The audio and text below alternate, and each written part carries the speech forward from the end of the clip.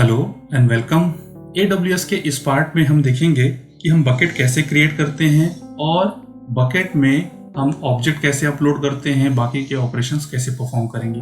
Last lab में हमने introduction देखा था और एक बकेट क्रिएट करके देखा था। इस बार भी हम एक बकेट फिर से क्रिएट करते हैं और बकेट का नाम मैं दे रहा हूँ DevOps Hangout बकेट 1001 और रीजन मेरा रहेगा नॉर्दर्न वर्जीनिया और ऑब्जेक्ट ओनरशिप मैं डिसेबल करके रख रहा हूँ और इस बकेट को मैं पब्लिक एक्सेस नहीं देने वाला हूँ। ये बकेट मेरा प्राइवेट रहेगा। वर्जनिंग अभी के लिए डिसेबल्ड है, बाद में हम इसका लैब करके देखेंगे।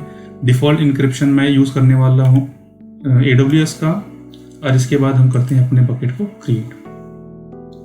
बहुत स्ट्रेट फॉरवर्ड इसकी सेटिंग्स हैं बकेट क्रिएट करने के लिए। ये देखिए बकेट हमारा आ गया, बता रहा है कि कौन से रीजन में है और ये बकेट और ऑब्जेक्ट पब्लिक नहीं है, कौन से डेट और टाइम को ये क्रिएट हुआ है।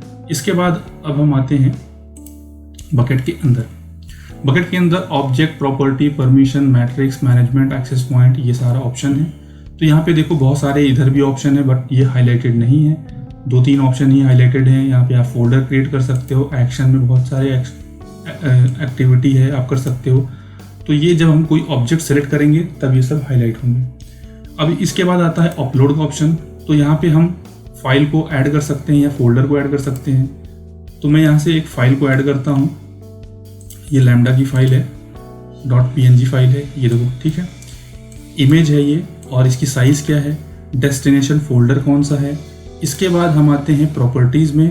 प्रॉपर्टीज़ में हमने स्टोरेज क्लास की बात की थी, standard intelligent tiering, standard intelligent infrequent access, one zone infrequent access, glacier और बाकी के ऑप्शंस हैं। इस लैब के लिए अभी के लिए मैं स्टैंडर्ड यूज़ करने वाला हूँ जो कि हमारा मोर देन 3 अवेलेबिलिटी जोन को सपोर्ट करता है और बाकी के ऑप्शन मैं एज इट इज रखूँगा and then upload your object. Alright, so object मेरा अपलोड हो गया है। क्लोज करता हूँ मैं और ये रहा मेरा फाइल। इसको अगर मैं सेलेक्ट करता हूँ तो यहाँ से URI, इसका URL कॉपी कर सकता हूँ मैं। अगर मैं URL कॉपी करता हूँ तो आप बहुत ही केयरफुली देखो, ये मेरे बकेट का नाम है .s3.amazon.aws.com/lambda.png जो मेरी फाइल है। तो ये कभी कभी एग्जाम में क्वेश्चन आ जाता है। इसके बाद डाउनलोड करना है तो आप डाउनलोड यहाँ से कर सकते हो। ये तो डाउनलोड हो गया।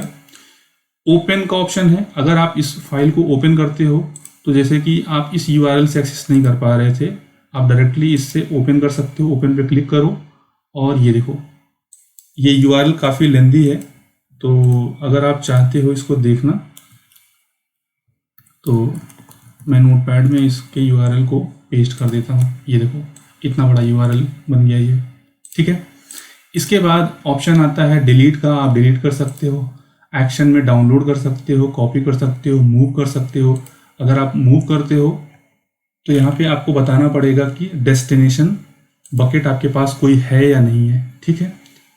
और मेरे पास अभी कोई डेस्टिनेशन बकेट नहीं है तो इसको अभी के लिए रहने देते हैं, बाद में हम देखेंगे इसको, ठीक है। इसके बाद आता है क्वेरी करना है आपको। हाँ, इसके बाद सेकंड ऑप्शन आता है कि share with pre signed URL। इसका यूज़ हम कहाँ करते हैं? इसका यूज़ हम वहाँ पे करते हैं, मान लो कि यहाँ पे इमेज की जगह हमारे पास कोई एक्सेल फाइल है और मेरा मैनेजर या क्लाइंट जो है US में है या कहीं रिमोट लोकेशन पे है, उसको एक्सेस चाहिए। वो बोलता है कि मुझे 2-3 घंटे का ही एक्सेस चाहिए। तो आप जैसे ही इस पर क्लिक करोगे तो 3 आवर्स या मिनट्स में जितने टाइम के लिए उसको एक्सेस देना है, मान लो 3 आवर्स के लिए एक्सेस देना है, इस URL को यहाँ से कॉपी करो और इसको पेस्ट कर दोगे ब्राउज़र में, ये ऑब्जेक्ट आपका अपलोड हो जाएगा।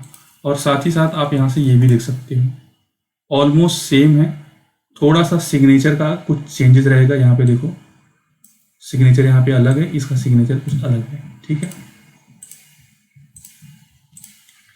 इसके बाद ऑब्जेक्ट का क्लास आप चेंज कर सकते हो, रीनेम कर सकते हो अपने ऑब्जेक्ट को, ठीक है। कुछ नेम चेंज करना है तो चेंज कर सकते हो।